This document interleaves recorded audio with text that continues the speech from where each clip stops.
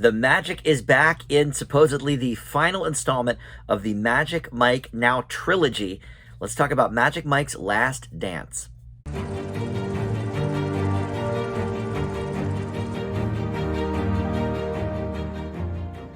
Hey guys, Dan here. This is Dan Reviews It. Welcome to my spoiler-free review for the new film Magic Mike's Last Dance. This is in theaters right now, and it actually expanded even more theaters in its second weekend. So if it wasn't playing at your favorite theater last week, it might be now. Just double check on that. So this is an interesting one because I didn't think we were getting a third Magic Mike until a few months ago when I had heard that it was basically already filmed and they were doing it. And Steven Soderbergh back in the director's chair. Reed Carlton, the writer of the other two movies, he is back. So everybody really is on board here. And of course, Channing Tatum back to star as Mike Lane. So we're going to talk about all this here and my history with the franchise in just a moment. But first, I want to welcome you into Dan Reviews It. Thank you for finding my video. We've got a ton of great stuff on the channel.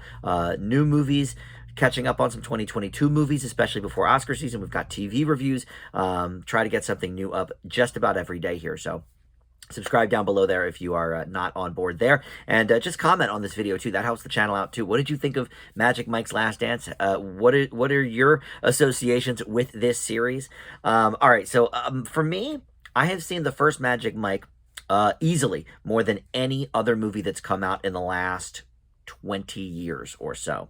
And the reason is because, well, I saw it 3 times in theaters because, you know, I was working at a theater at the time that we got free movies and different, you know, people wanted to go with me. So after the first time, which I didn't actually really like it the first time, then this other friend wanted to go. I was like, okay, I'll go see it again, whatever, it's free.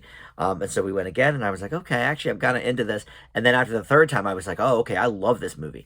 And I've seen it so many times since because it's a great drinking game movie, and I'm not a big drinker, but you know, every so often, certainly during the pandemic, you know, I did a lot of sort of drinking game movies over Zoom, and this was one of them, and it's been sort of a standard with me and my buddies. So I've seen the original Magic Mike, I don't know, probably 10 times by this point, if not more.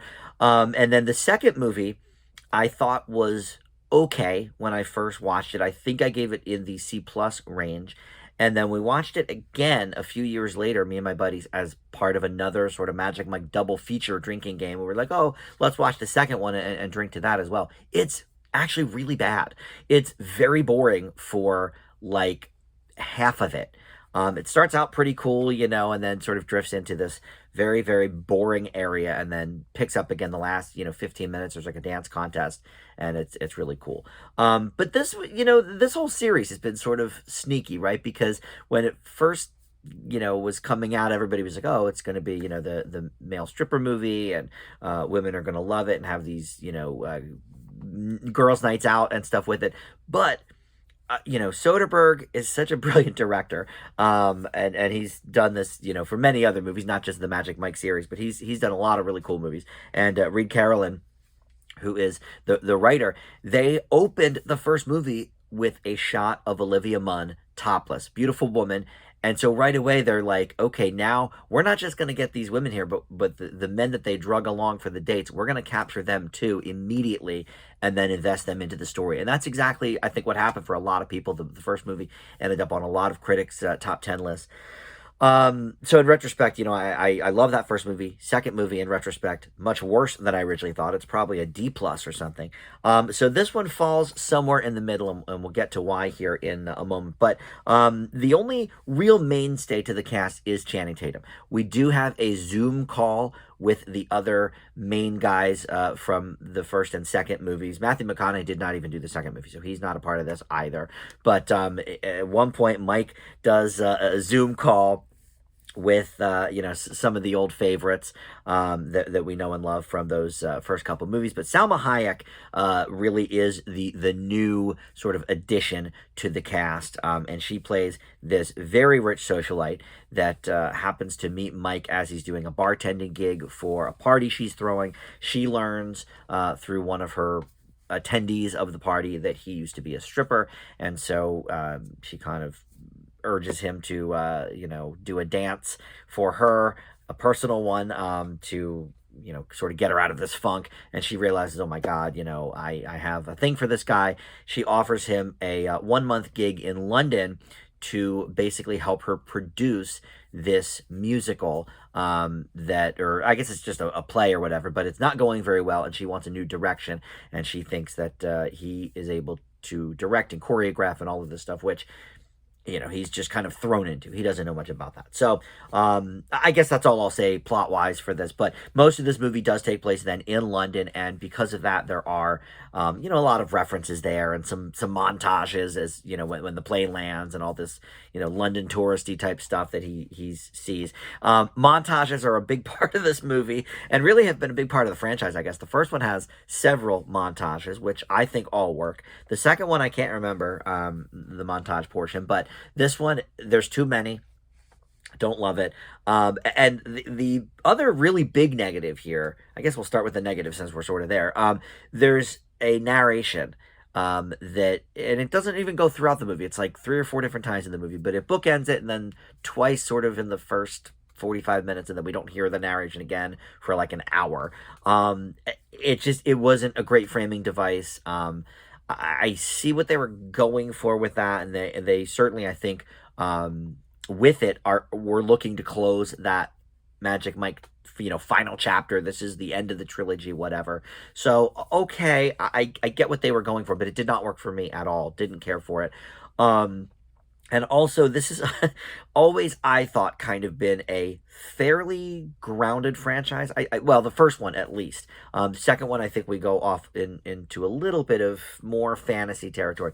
This movie, though, there's a lot of that suspension of disbelief. I mean, the entire plot, really, and him meeting Salma Hayek hinges on one of the party attendees recognizing him from 10 years ago from coming to her bachelorette party and stripping, which they flash back for a brief second to the one scene in the first movie where he plays a cop and, they're stripping at the bachelorette party. Come on, 10 years on, and she was like wasted.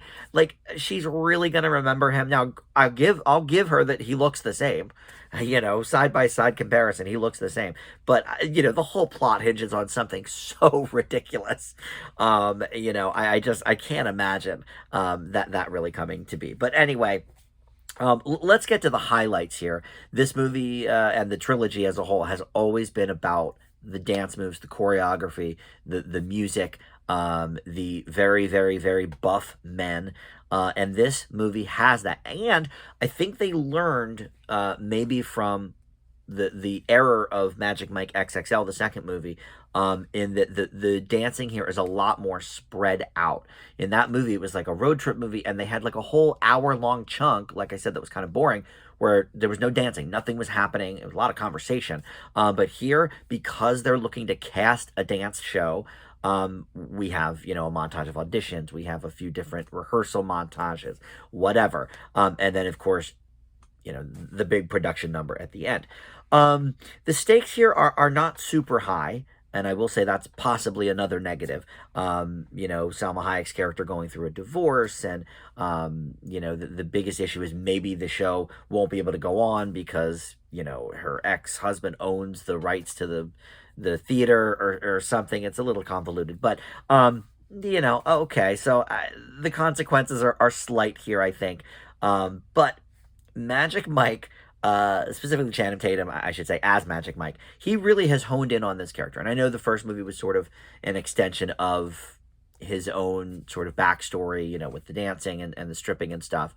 And of course, his big break in the Step Up movie. So, okay. But he really becomes this character. Magic Mike Lane has inflections that other characters I've seen of his do not have, but he carries them through all 3 movies.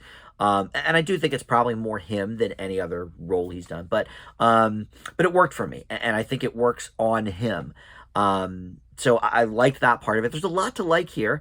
I don't think it's as good as that first movie, but it's definitely a nice step or two up from that last movie.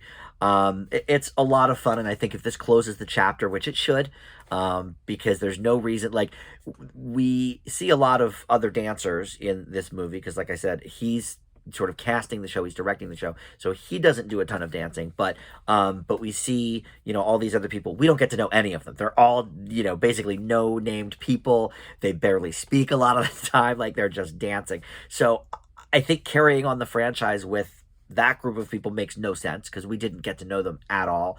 And I honestly don't think it's a negative for this particular movie. I think if they're trying to build a franchise, with Magic Mike Juniors or something with that crew, I think that's a mistake. Because I wasn't attached to them at all. We didn't know them.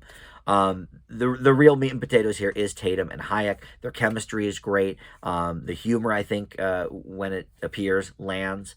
So yeah, I think this was a nice way to end out the series. And if you were turned off by Magic Mike XXL, give this one a try. You may be pleasantly surprised.